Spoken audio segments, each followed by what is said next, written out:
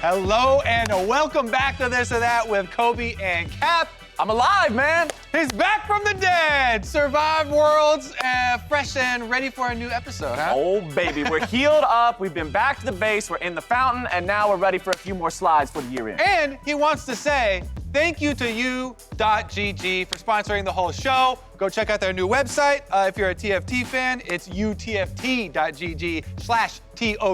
for all of your TFT stats and profile needs. Give that a look, but for now, we have some slides to dive into, so let's get straight into them right now with slide number 1. What do we got? Better Dragon Rework. Is it the cloud or the mountain? I think that the new cloud is very strong. What about you? So, as someone who loves to pull people on Skarner, let me tell you what, my friend. You get a couple of these bad boys, you get some CDR in there to begin with, you can get about a 30-second Skarner ulti cooldown. You know what QSS is? It's a 90. Not enough belts in the world for that one. I'm going with Cloud. See, I asked the question. I'm pretty sure I already knew the answer. Yeah. Let's go. Slide number 2. More iconic. Europe getting 3-0 in the finals. Oh, nice EU burn here. I see we have. Or NA not making it out of groups. A classic. Thank you very much. I mean, this has happened more frequently, but this is back-to-back, so that left more of a punch. I still say the more iconic. I hate to say it, but NA not making out of groups, even though that's not always true, because Cloud9 almost always gets out of groups. Right, but when our most iconic thing is that our third seed always does it, and then the other ones don't, this is pretty iconic. I've had my fair share of meme time on G2 after the 0-3 and everything like that. If they do this, if they go 0-3 times 3, then we got 3 squared, and we're gonna start real memeing on that. But for now, unfortunately, we still hold the crown. Yeah, I mean, this is just a harder meme. That one burns. So let's go with the next slide.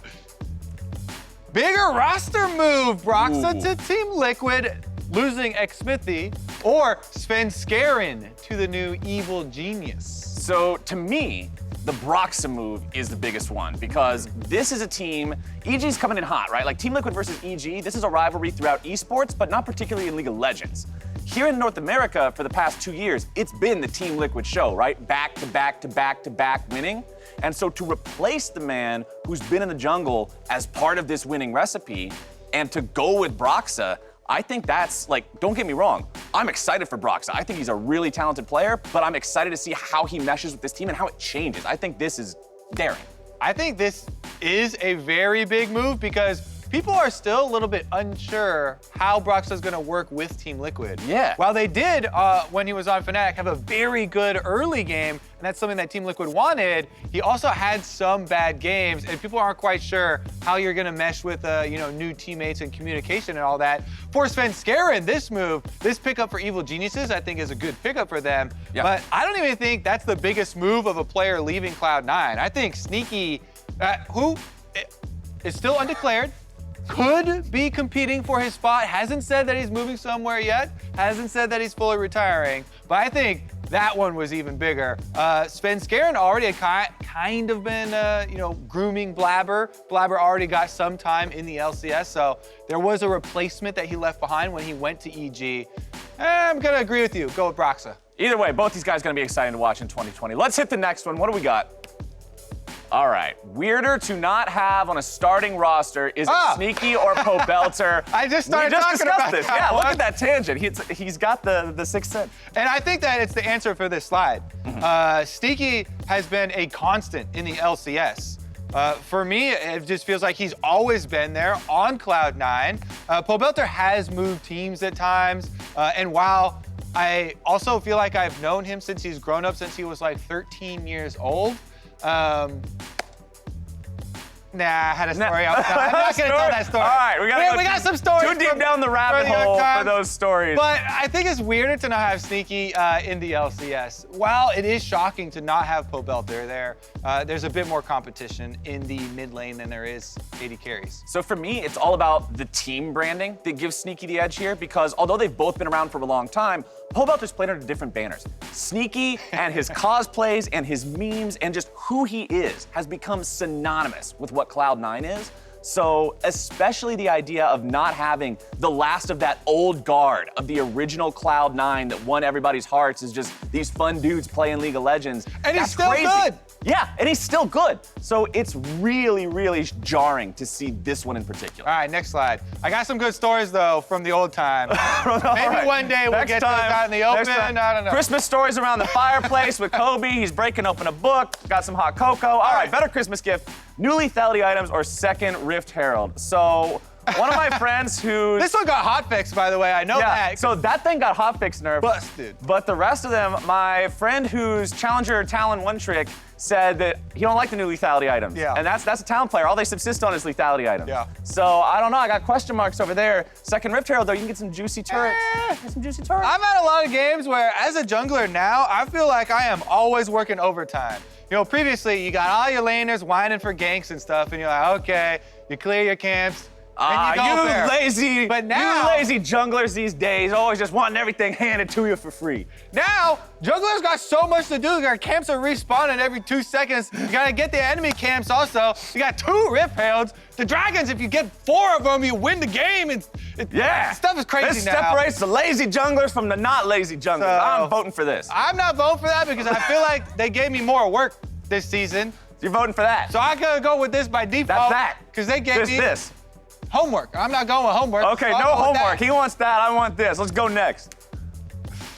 More likely, Dardoch fixes TSM or TSM breaks Dardoch down. This is, I believe I tweeted out the numbers of 9 different junglers for TSM, 6 different teams for Dardoch. 2 of the most controversial pieces coming together here.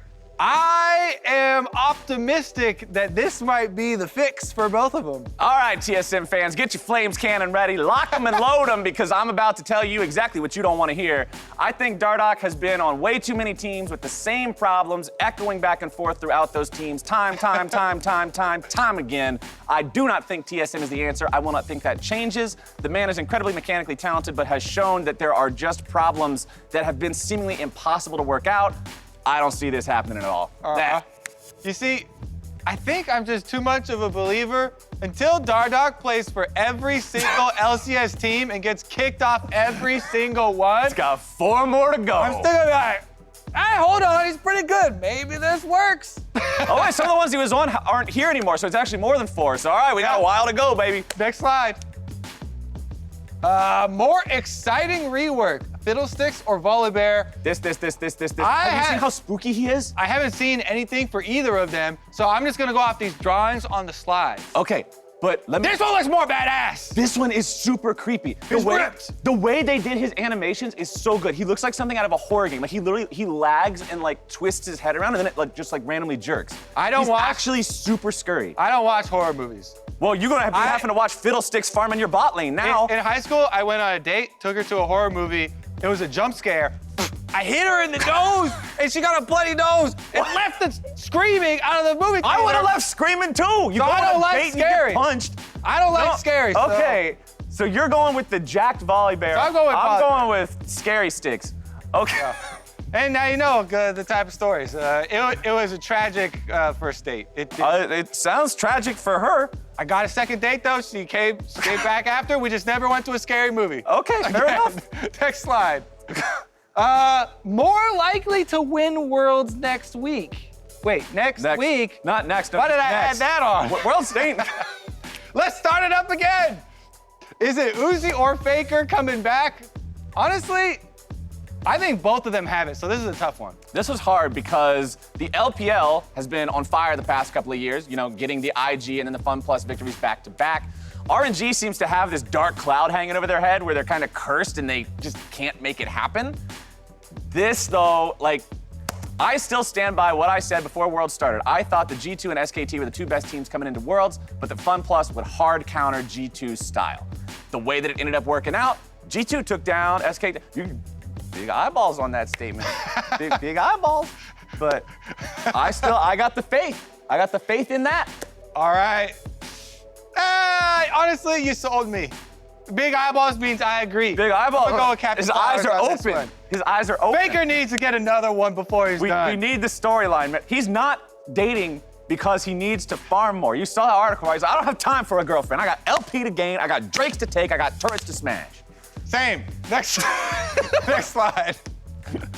Better for NA is a homegrown talent or imports. I mean, we already full up on imports, so I think we need to work on the homegrown talent part. Yup. Let's grow them up nice and strong. With everybody, sunflower seeds you need and to go fertilizer and out. Stuff. Go pick it at schools. Go get all your friends. Find some more people. You need to convince them to play League of Legends in ranked. And break up with your girlfriend so you can be like Faker. And then eventually, We got this. we'll have enough ranked players where we get a better server density, so we can have servers that are closer, so people have less ping. And then we'll have a better amateur scene we can build out. And then we'll have better homegrown talent in the LCS. All right, I'm down. Let's do it. You got me convinced. Homegrown talent. All right, we haven't been counting the slides. We'll go Yeah, I next have one. no See where idea we how got it. far we we done? Are we done? Nope. No. More correct in 2019. Oh, I like this This one. guy. Because the producers go and check usually. Or actually, I think it was Reddit one time went and checked with me and Jat, and they checked that I had won. I don't know if there's a definitive answer, but I gotta go with me defending. I mean, champion. I gotta go with me because back in Detroit, didn't they do one of these? They- It's like, that just means you're more popular than me. no, that means that I was right more because if you're popular, you're right. The, You're- the fans voted for Flowers.